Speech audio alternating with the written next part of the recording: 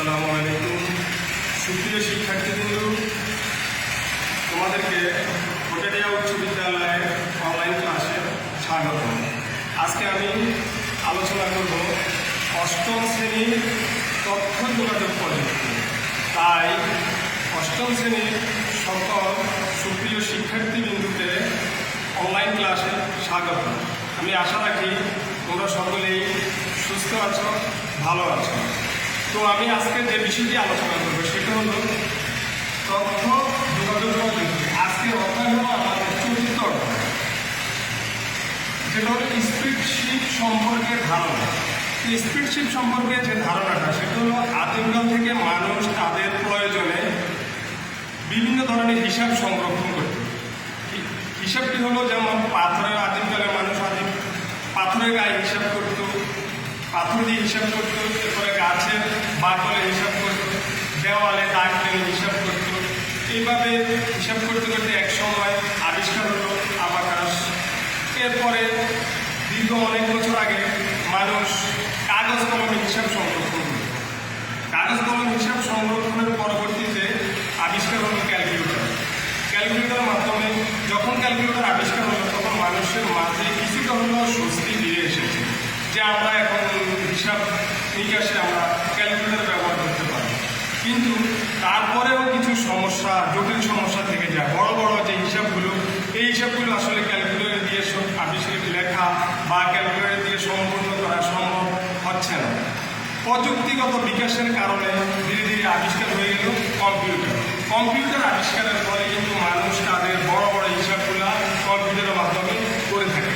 তো তারই আলোকে আজকে আমাদের আলোচনার বিষয় হল স্প্রেডশিট সম্পর্কে ধারণা। যেমন স্প্রেডশিটের আবিধানিক অর্থ হলো ছড়ানো বড় মাপের কাগজ। এটা অনেক বড়, এটা একটা বড় কাগজ যেটা কম্পিউটার আমরা সারি বা রো করে আমরা হিসাব করে থাকি। সে জায়গায় প্রিন্টারের মাধ্যমে আমরা এই কাগজটি বের করতে পারি। আমরা আমাদের প্রতিষ্ঠানে, আমাদের বিভিন্ন ধরনের প্রতিষ্ঠান আছে, স্কুল, বিভিন্ন অফিস আছে, বড় বড় হিসাব আছে। এই হিসাবগুলো আমরা এই সারি বা রো করে আমরা হিসাবগুলো কম্পিউটারে সংরক্ষণ করতে পারি। ব্যবসা প্রতিষ্ঠানের আর্থিক হিসাব সংরক্ষণের জন্য এই ধরনের কাগজ ব্যবহার করা হয়। বড় বড় আমাদের দেশে অনেক বড় বড় ব্যবসা প্রতিষ্ঠান আছে, যে ব্যবসা প্রতিষ্ঠানের হিসাব আসলে মুখে করা সম্ভব নয়। এইগুলো লিপিবদ্ধ করে রাখতে হয়। এই লিপিবদ্ধ করে রাখার জন্য এই আমাদের স্প্রেডশিট প্রোগ্রামটি ব্যবহার করা হয়ে থাকে।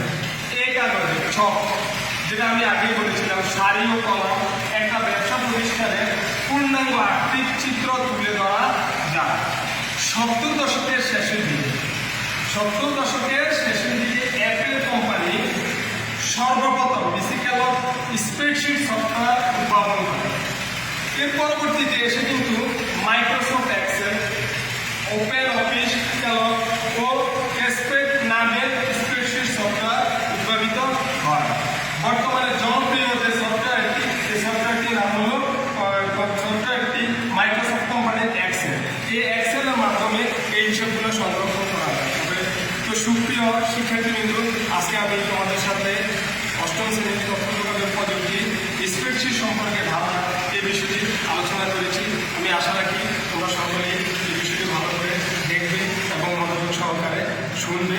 এই আশাবাদ ব্যক্ত করে আমি আজকের মতো এখানে বিদায় নিচ্ছি। আল্লাহ হাফেজ।